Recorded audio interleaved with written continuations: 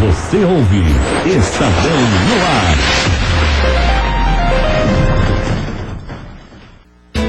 Rádio Estadão. Falando em saúde. 9h10 e o assunto agora é a questão do Alzheimer, né? Essa doença que ainda é muito preocupante, né? E quem está aqui no estúdio vai participar do Falando em Saúde é o Dr. Renato Anguinar, coordenador do Núcleo de Atendimento e Tratamento em Distúrbios de Memória do Hospital Samaritano de São Paulo e professor de Neurologia pela Faculdade de Medicina da USP. Dr. Renato, tudo bem? Tudo bem, bom dia aos ouvintes e a todos que nos ouvem. Bom dia, obrigada pela participação e claro, a gente chama também a participação dos ouvintes, né, que podem mandar mensagens por WhatsApp ou no Facebook. O WhatsApp é o número 994811777. E doutor Renato, quando a gente fala no Alzheimer, primeiro eu gostaria que o senhor comentasse quais os principais sintomas e as causas também da doença. Então, o sintoma que geralmente alerta mais as pessoas, apesar de não ser único, é a memória, são queixas de memória, não é? Mas quais são as características da queixa de memória num paciente com Alzheimer? A principal característica é a dificuldade de aprender novas coisas, ou seja, de reter memórias novas, conhecimentos novos. Isso significa o quê? É aquela memória recente. Então a pessoa é capaz, às vezes a pessoa fala, não, ele não tem problema de memória, porque ele lembra com detalhes, por exemplo, o dia do casamento há 40 anos atrás. Mas ele é incapaz, o paciente é incapaz de dizer o que comeu na hora do almoço 2 horas antes, ou repete muito a mesma pergunta porque ele esquece a resposta que foi dada para ele naquele dia, ou seja, é a memória recente. Porém, obrigatoriamente, algum outro domínio, algum outro segmento da parte cognitiva, ou seja, do pensamento, também tem que estar afetado, não é só a memória. Ou a capacidade da pessoa executar tarefas, que são as funções executivas, e elaborar essas tarefas, ou, por exemplo, cálculos, ou a linguagem, ou o planejamento de executar determinados movimentos, que a gente chama de praxias. Ou seja, não é só a memória que está afetada, apesar dela ser a que fica mais fácil de nós observarmos num parente nosso, ou mesmo a pessoa se autoavaliar. Perfeito. Eu gostaria que o senhor comentasse também, né, sobre como que a gente pode avaliar o Alzheimer num contexto mundial hoje, a doença. Não, ela é uma doença que ela é cada vez mais prevalente, ou seja, ela cada vez está mais presente no nosso meio. Então é interessante você pensar nos anos 60, por isso falava muito menos de doença de Alzheimer. Falava muito menos de doença de Alzheimer porque a estimativa de vida de uma pessoa num país desenvolvido não chegava a 70 anos. Hoje é muito comum nós ouvirmos pessoas que ultrapassam 90 anos, né, 80 anos, então as pessoas estão até em atividade. Você vê vários atores, vários executivos, várias pessoas que têm mais de 80 anos e ainda estão até trabalhando. Isso, né? Com 90 anos, ninguém se surpreende mais. Falar, você pode até ter uma certa admiração, olha essa pessoa com 90 anos. Com 100 anos, você ainda hoje causa algum espanto, mas você já vê bastante pessoas centenárias. Ou seja, o reflexo é, globalmente, uma maior expectativa de vida. As pessoas vivem mais. Como a doença está diretamente atrelada, um dos maiores riscos de desenvolver a doença é a faixa etária, ou seja, quanto mais longevo esse indivíduo for, maior o risco dele ter a doença. A partir de que faixa etária, doutor? Então, vamos fazer só um exercício assim rápido existem vários estudos, mas esse é um estudo inglês que eu gosto muito de citar, que coloca a situação assim. Se você pegar indivíduos entre 50 e 60 anos de idade, a chance dele ter um quadro de demência é mais ou menos 1 a cada 2.500 indivíduos. De 60 a 70 anos de idade, já muda para 1 para 50 indivíduos. Mudou, né? Era 1 para 2.500, de 60 a 70 anos já vai para 1 para 50. Chances muito, né? Não tem nem como contabilizar. Aí você, olha só, aí de 70 a 80 anos é 1 para 10. De 80 a 85 anos, mais ou menos 1 para 5. E acima de 85 anos, mais ou menos 1 para 3, 1 para 2. É óbvio que você tem que pensar do lado também positivo, que imagina que com 85 anos, 20% tem chance de ter, mas 80% tem chance de não ter. Com certeza. Então não precisamos entrar em desespero por causa disso. E doutor, quando a gente, não sei se a gente pode falar se alimentação, atividade física, até vamos supor, aquela pessoa que já desde a juventude, né, tem determinados cuidados com a saúde, se isso acaba amenizando ou não na incidência da doença? Sim, há vários estudos, vamos dizer assim, que podem até, eventualmente contribuir como fatores protetores, apesar que nós não temos nenhum fator protetor determinante, maravilhoso, que seria ótimo que nós tivéssemos. Mas nós sabemos que pessoas que são praticantes de esporte, né, idosos que praticam esporte, há um estudo, inclusive uma tese de doutorado desenvolvida lá no Departamento de Neurologia da própria Universidade de São Paulo, o Dr. Fábio Porto, que estudou exatamente idosos e até a prática esportiva, né? E mostra que a incidência da doença nesses praticantes de esporte é um pouco menor do que na população não praticante de esporte. Então isso é um fator certamente que para uma proteção. Além disso, a escolaridade é uma coisa importante, não só a escolaridade formal, mas se manter ativo no sentido não só cognitivo, de aprendizado, sempre fazer novos cursos, deixar a sua cabeça, vamos dizer assim, em atividade. Não é aquele negócio de ficar fazendo palavra cruzada. Eu ia entrar nesse assunto. Palavra cruzada, ela é interessante para quem nunca fez, porque é um aprendizado, um desafio novo. Mas quem já faz há 30 anos palavra cruzada já sabe aqueles verbetes decorados. Cabeça, né?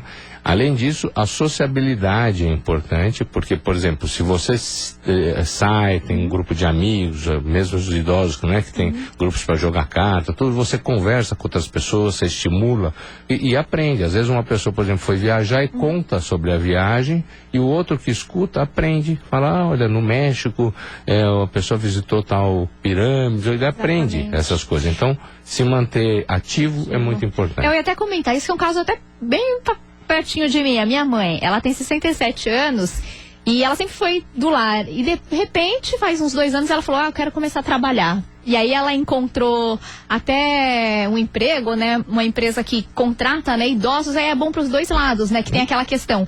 Aí para a empresa é bom porque eles falam que às vezes muitos jovens não têm aquela paciência em atender o cliente. E por outro lado, o idoso que acaba tendo uma atividade, né? E a gente vai fazer um breve intervalo, doutor, e na sequência eu quero que o senhor comente essa questão. Certamente. Rádio Estadão, falando em saúde. 9h24 e a gente recebe aqui no estúdio o Dr. Renato Anguiná, que é coordenador do Núcleo de Atendimento e Tratamento em Distúrbios de Memória do Hospital Samaritano de São Paulo e professor de Neurologia pela Faculdade de Medicina da USP. Doutor, eu já recebo aqui várias perguntas, mas eu queria retomar aquela questão, né? A pessoa, de repente, procurar alguma atividade, né? Às vezes a pessoa chega na terceira idade, sente que precisa ter um convívio com as pessoas ou buscar mesmo uma atividade, mesmo que profissional. Qual a importância, né? Veja bem, isso é fundamental.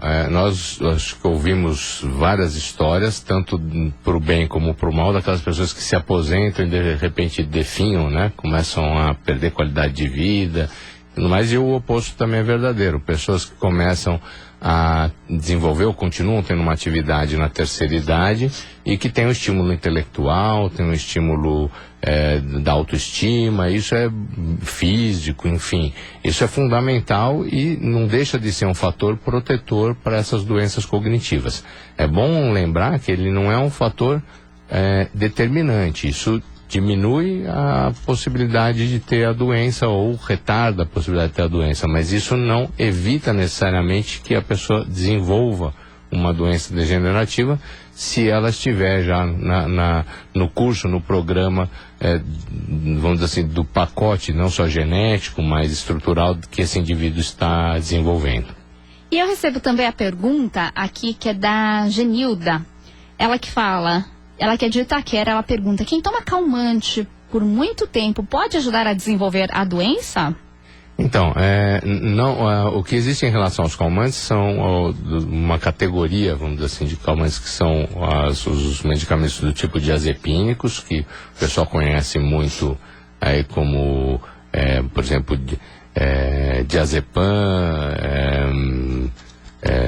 lorazepam, lexotan, esse tipo de medicamento que tem sua função e sua indicação, tanto que eles precisam de prescrição, então o médico sabendo prescrever não há nenhum problema, e não é que eles causam a doença, mas eles podem ter algum impacto na memória. Então, se indivíduos, por exemplo, que já têm doença de Alzheimer, já têm um problema de memória, quando tomam esse tipo de medicamento, é um fator a mais que contribui para essa queixa de memória se acentuar, mas ele não é um causador da doença, e quando você retira o uso da medicação, o estado de base daquele indivíduo volta. Da mesma maneira, alguns tipos de antidepressivos da categoria dos tricíclicos, que não é recomendado para pessoas idosas, principalmente pessoas que já têm o diagnóstico de doenças cognitivas como a doença de Alzheimer.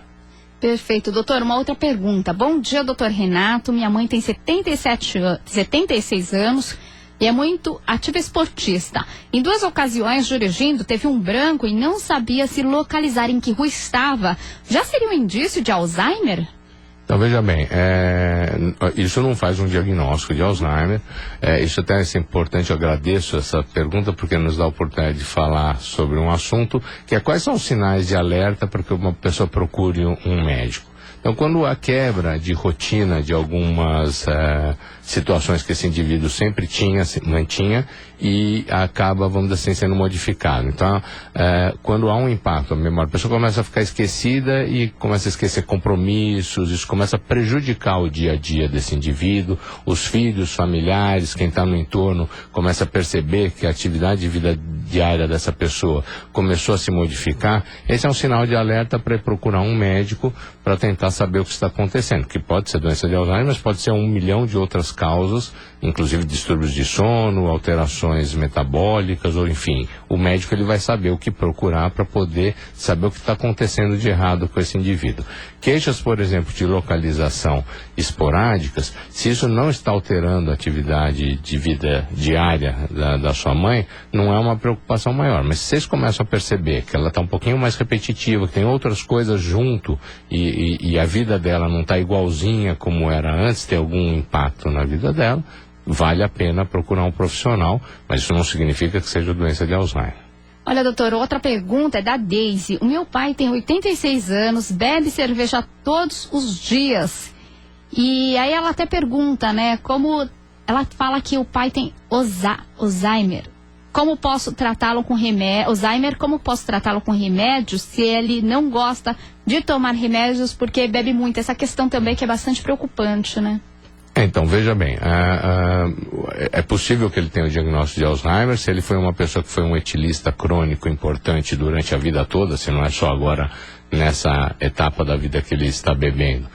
Também um diagnóstico diferencial é uma demência por etilismo, tá certo? É um quadro cognitivo que o próprio álcool causa, e o tratamento que você precisa procurar, um tratamento especializado que vai poder te orientar primeiro em relação ao diagnóstico e a, vamos dizer assim, atitudes que podem ser feitas. E uma coisa muito importante em relação a esses pacientes é você ter uma rotina diária para esses pacientes, porque aí você consegue controlar e saber que se o cuidador ele passa a ter, vamos dizer assim, como a palavra cuidador diz, até os cuidados, até o manejo do que é o dia a dia desse indivíduo, e não ele, vamos dizer assim, é óbvio que ele tem direito de opinar, ninguém vai fazer coisas forçadas, ele tem que ter uma satisfação na vida, mas determinar o que é mais importante para ele e para a saúde dele naquele momento. Com certeza. Doutor Renato, outra pergunta que chega, que é essa pelo Facebook. É o Matias Souza. Todos ficamos com medo da doença. Ele até coloca medo em letras maiúsculas. Isso é razoável ou é melhor levar mais na boa este terrível assunto? Ele comenta. Ele pergunta. Então, eu acho que como médico eu posso colocar para vocês, não só em relação ao Alzheimer ou qualquer coisa, fugir do problema não é resolver o problema. Então, nós realmente não temos que entrar em pânico, como nós percebemos, mesmo na faixa etária, que o maior fator de risco é a idade, como já comentamos aqui. É aquela que é a questão, né? A pessoa às vezes vai esquecer alguma coisa, já vai no Google, né? Deixa eu ver se isso encaixa comigo, né? E a gente tem que saber que a internet ela é muito útil para nos dar informação, mas ela nos traz mais desinformação do que informação. Então, o melhor sempre, assim, estar atento, não minimizar os sintomas, não precisa viver com um fantasma. Até, por exemplo, mesmo uma pessoa que tem mais de 80 anos, eu vou ter... Lembre-se que com 80 anos você tem 20% de ter a doença, 25%, mas você tem 75%, 80% de não ter. Então, se for pensar do lado otimista, muito bem, mas isso não significa que nós não vamos tomar os cuidados, né, de ter uma vida saudável, de fazer exercícios, de atividade social, eventualmente até nos permitirmos de vez em quando de tomar uma quantidade pequena de bebida alcoólica, que isso também é um fator favorável e protetor, né, um vinhozinho, uma coisa. Então isso não tem problema nenhum. Então ninguém vai viver agora com uma paranoia da doença de Alzheimer. Mas não significa também que nós temos que ignorá-la, né? O estar atento a ela faz com que o diagnóstico precoce e a qualidade de vida para esse indivíduo seja melhor vista e melhor avaliada. Perfeito. E doutor, quando que é o momento, às vezes até da pessoa procurar um médico, né, para auxiliar se tem ou não, né, ou sobre riscos? É até uma pergunta que vem da Conceição, ela até questiona também se uma pessoa com longo histórico de depressão ou aquelas doenças, né, que fala de toque também, se essa pessoa tem mais chances de ter a doença há alguns anos. E ela comenta que no caso ela não toma mais o Rivotril, né? Então ela chegou também a tomar. Como que é essa questão, né? Uma pessoa que teve depressão e essas doenças que a gente comenta. Então, algumas doenças psiquiátricas, né? Elas eventualmente podem aumentar algum risco de terem alguns quadros de demências, mas não necessariamente a doença de Alzheimer. Existem outras demências além da doença de Alzheimer, mas a pessoa também não tem que viver com isso, porque o impacto dessas doenças em relação aos quadros demenciais é relativamente pequeno. Então, se a pessoa já tem um problema em si que está sendo tratado, a depressão, não vamos criar outro problema, né? E se ela está sendo cuidada e acompanhada por um médico competente, que tem o conhecimento, e certamente isso deve estar ocorrendo, esse médico vai saber sempre orientá-lo em relação a isso. Então, o importante também, como na outra pergunta, é não criar fantasmas onde ele não é. Uma coisa é você estar atento para a doença, é fundamental estar atento para a doença, mas ninguém precisa viver em paranoia em relação a isso. Outra pergunta aqui, agora é do Levi de São Paulo. Ele fala: bom dia a todos, doutor, dá dicas de como exercitar a memória. Veja bem, exercitar a memória, aquilo que a gente falou no começo, no primeiro bloco, se manter ativo. Isso é a atividade em todos os graus, seja atividade física, seja ter uma boa alimentação, seja você se manter sempre dentro da sua área de interesse, acumulando novos conhecimentos e fazendo novas sinapses neurais, ou seja, fazendo seus neurônios trabalharem e se comunicarem cada vez mais. Não importa a área de conhecimento que você goste mais, ou se vai ser por lazer. Assistir um bom filme, ter uma conversa com seus amigos, como eu falei, que às vezes viajam ou trazem uma informação nova, tudo é aprendizado. Tudo você vai estar formando novas... E, eventualmente, partir para novos desafios, fazer cursos, novas atividades, aprendizado. Tudo que estimular o cérebro é positivo. Ter uma vida saudável, né, regrada, uma boa alimentação. Cabe aí também um pouquinho de bebida alcoólica em pequena, não é nem moderada a quantidade, é pequena quantidade. Então 2, 3 vezes por semana você se dá um prazer às vezes de se reunir com os amigos, tomar uma taça, 2 taças de vinho. Isso é absolutamente saudável. É importante ter essa sociabilização, às vezes tomar um copinho de cerveja, nada exagerado. Isso é fundamental para o ser humano, ou seja, você viver com qualidade de vida plena. Isso são fatores importantes para, inclusive, impactar menos no sentido cardiovascular o seu cérebro e estimular as sinapses nervosas que você tem. Isso são fatores que a gente sabe protetores para a doença. Doutor, agora é uma pergunta do Fábio de Itaquaquecetuba. Existe uma incidência maior da doença no Ocidente em comparação ao Oriente? Essa é uma boa pergunta, tá certo? Nós sabemos que os povos orientais, né, principalmente existem estudos no Japão, assim, que mostram que a prevalência da doença, da demência vascular, porque são povos que têm maior risco de doença cerebrovascular, ela praticamente se equipara à prevalência da doença de Alzheimer. Então, no Ocidente, a prevalência da doença de Alzheimer é maior do que, vamos dizer assim, no Oriente nesse sentido. Então, mais ou menos 50% dos casos de todas as demências é doença de Alzheimer. Nos países orientais, no Japão, China, tudo mais, a gente tem alguns estudos que mostram que mais ou menos essa fatia de 50% a 60% de todas as demências fica equilibrada entre doença de Alzheimer e demência vascular nesses países do outro lado. Uma muito boa pergunta. Uma outra pergunta, doutor. Ele até fala: bom dia, doutor, por favor. Apesar de medicada, minha mãe faleceu após 1 ano e meio do diagnóstico da doença. Existem novos remédios para o tratamento? E a pergunta também, seu xará, o Renato, meu xará também, Renato. E ele até comenta, né, e a gente poderia já entrar nessa questão, né, como que está, né, o avanço quando a gente fala na doença Alzheimer? Bom, em relação ao tratamento medicamentoso, isso é uma coisa que angustia toda a comunidade, não só médica como dos pacientes. Existe uma classe de medicamentos que foi colocada, disponibilizada no mercado em 1993, e a segunda geração dessa classe de medicamentos em 97, que são os inibidores da acetilcolinesterase. São medicamentos os que se mostram mais eficazes para a doença, mas eles não são modificadores da curva de evolução da doença e nem curam a doença. Então, se você for pensar de 97 para cá, nós temos quase 20 anos sem nenhuma novidade efetiva em relação a isso. Muitas, vamos dizer assim, balões de ensaio saíram não só na imprensa, como na mídia científica, né, dentro das pesquisas que nós temos contato constantes com elas. Desses medicamentos que seriam vacinas para Alzheimer, tudo. Então, todos esses medicamentos, nós temos boas pistas de como a coisa funciona, mas ainda estão sendo em desenvolvimento, ainda em animais, ou estudos ainda muito preliminares em humanos. Nós não temos nenhuma expectativa de que teremos algum medicamento disponível comercialmente nos próximos anos agora. Então, infelizmente, a gente não tem ainda uma medicação que modifique a curva de evolução da doença. Doutor, uma outra questão é com relação ao Alzheimer. Ele pode ser precoce também?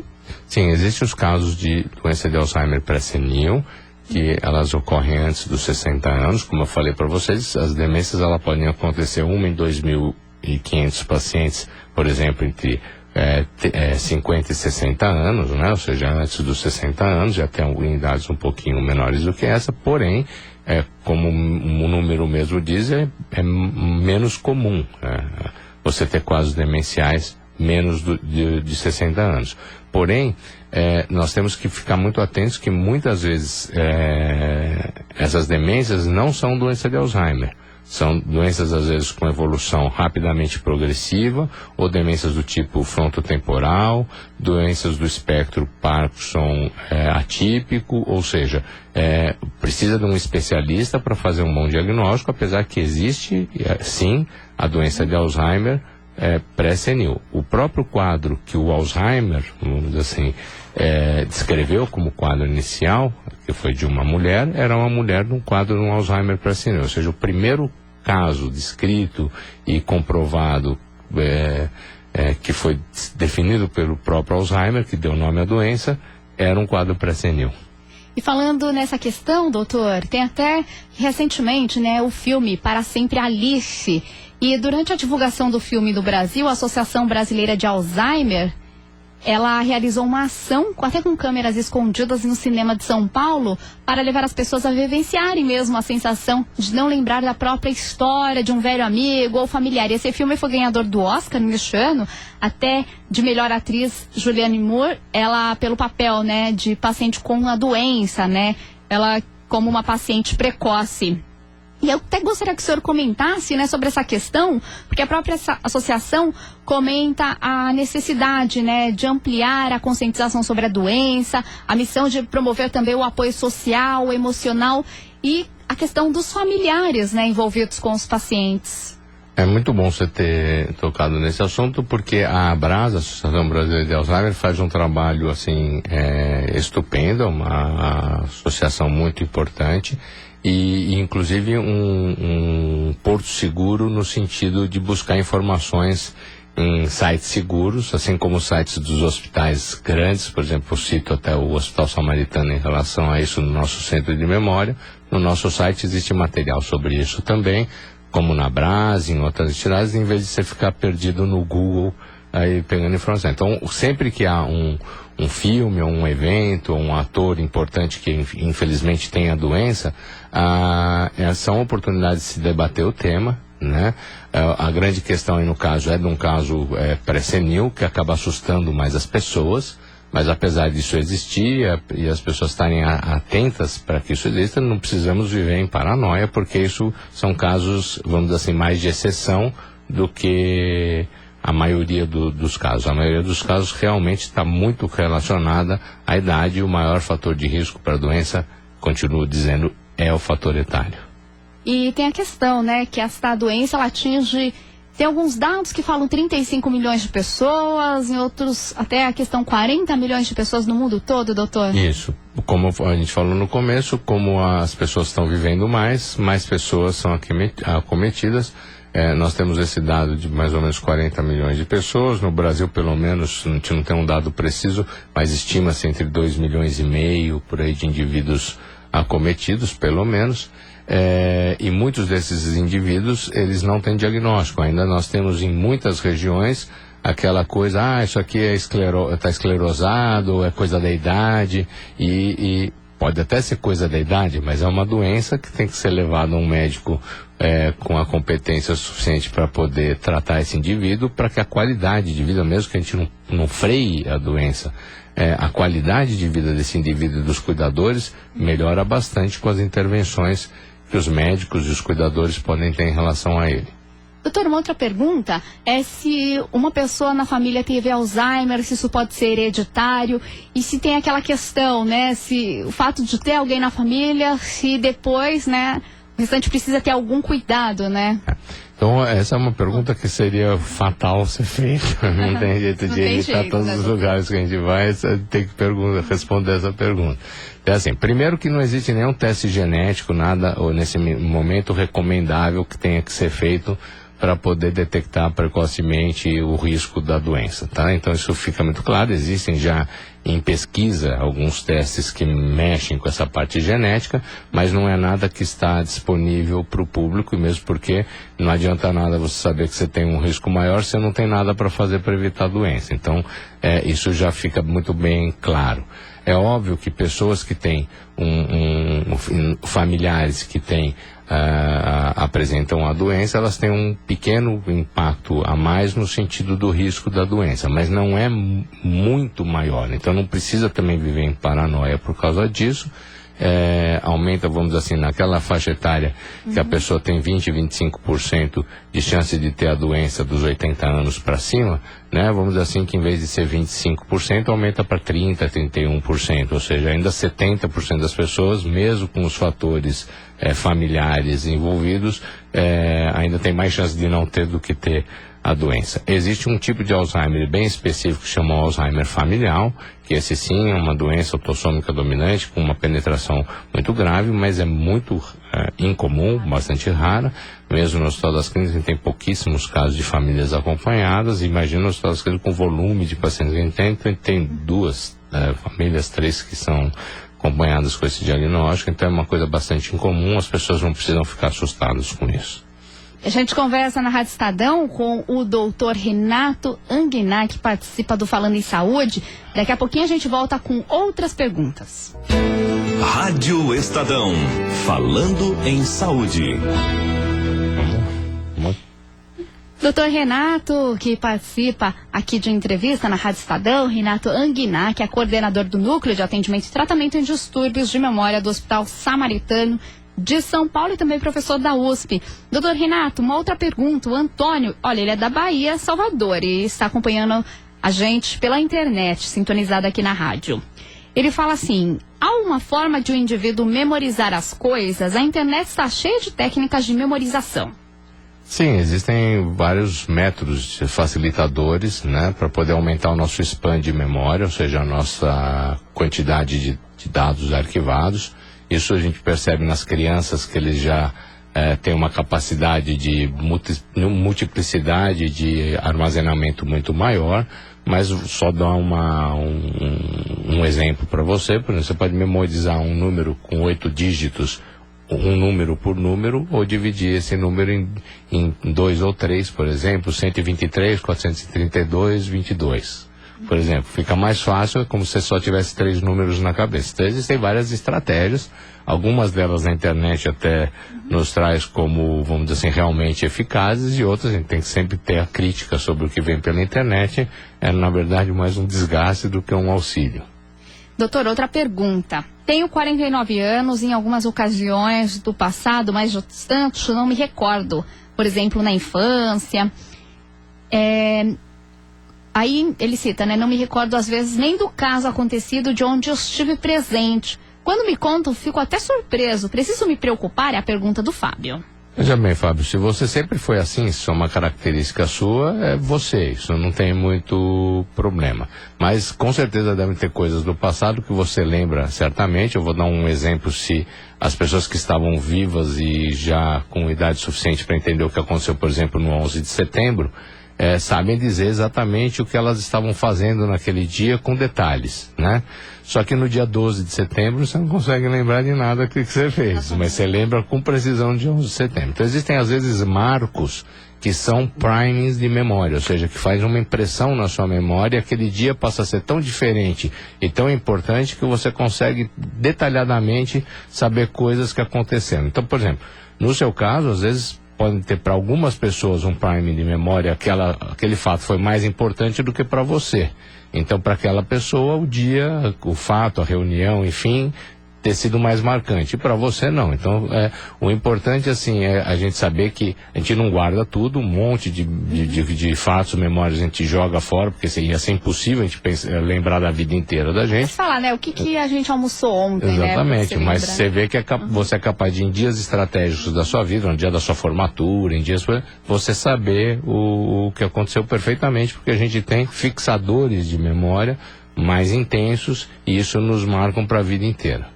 Doutor, outra pergunta, que é o Fábio de Itaquaquecetuba. Outro Fábio. O remédio ácido valproico poderá afetar minha memória a longo prazo ou não há nenhuma relação? Ele cita que toma um remédio que é para a profilaxia da enxaqueca. Tá.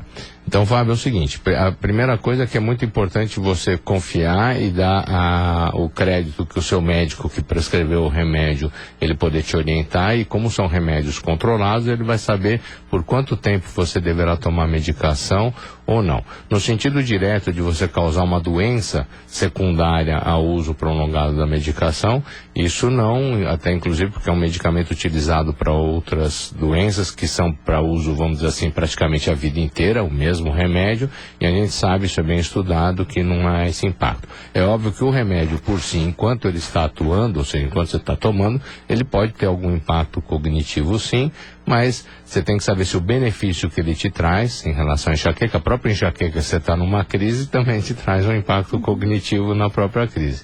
Então tem que saber se o impacto da enxaqueca, você ficar livre da enxaqueca, se não é mais importante do que eventualmente alguma alteraçãozinha, um efeitinho colateral menor que você possa ter. E isso você tem que discutir com o seu médico, mas nada que você precise se preocupar ao longo da sua vida, assim, de maneira mais contínua. Doutora, outra pergunta é da Conceição. Ela pergunta: qual a melhor maneira para lidar com o paciente idoso com Alzheimer? Caso ele repita o número de perguntas, é melhor responder sempre ou incentivá-lo a pensar sobre a resposta? Até entrando nessa questão, que ultimamente, além do filme, né, que a gente comentou, tem também novelas, né, que abordam, né, o mal de Alzheimer, essa questão de trazer mesmo a público, né? Claro, é muito importante porque o manejo do paciente com doença de Alzheimer é muito complicado. É óbvio que existem fases, essa doença, como ela vai progredindo, ela tem fases diferentes, então em determinadas fases isso que foi nos contado, ou seja, o paciente ser muito repetitivo, fazendo perguntas, isso inclusive estafa o cuidador, a pessoa que está no entorno, né? Você ouvir a mesma pergunta, a mesma coisa, o mesmo comentário inúmeras vezes em períodos curtos, né? Em 1 hora, por exemplo, 10 vezes a pessoa faz a mesma pergunta.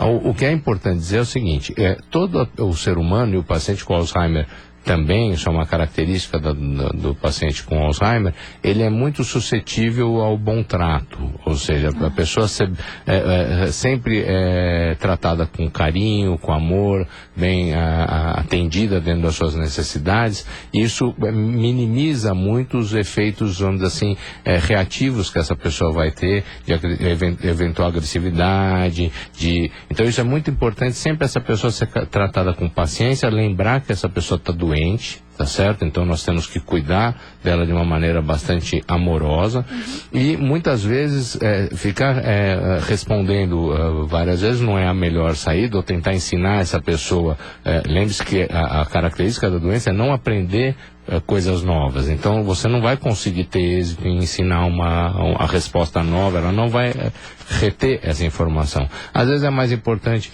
distraí-la, mudar de assunto, ir para um outro, vamos dizer, ter estratégias do que enfrentamento. O enfrentamento nunca é salutar, nem para o cuidador, nem para o paciente. Isso gera um clima na casa, nos cuidados muito ruim, então nós somos, não só nós, mas a comunidade que trata de pacientes com Alzheimer é absolutamente contrário ao enfrentamento, isso não é recomendável.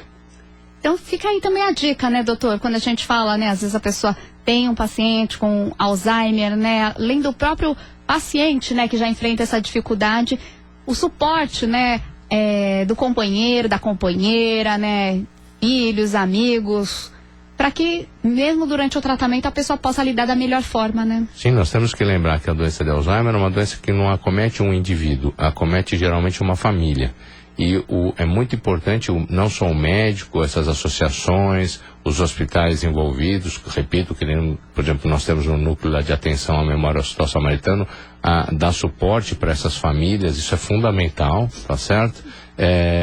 Porque a família também é afetada, atingida, o dia a dia dessa família, ela se desorganiza, então nós precisamos também auxiliar o cuidador, eu sempre brinco que a gente tem que cuidar do cuidador também. Exatamente. Então isso é fundamental, então não é só o indivíduo com a doença, mas o cuidador também deve ser cuidado.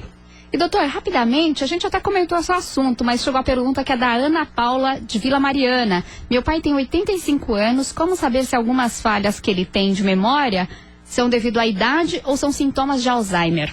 Então, veja bem, o ideal é você levar num médico, de preferência um neurologista, um geriatra ou um psiquiatra que dominem esse assunto, né, para poder fazer a avaliação adequada e mesmo que ele não tenha, espero que ele não tenha nesse momento ainda a doença de Alzheimer, ele possa ser seguido e ter um screening de segmento a cada 6 meses, 1 ano, para detectar o mais precocemente caso isso venha acontecer com ele. E se já for a doença, você já vai ser orientada para poder começar a tratá-lo o mais precocemente possível.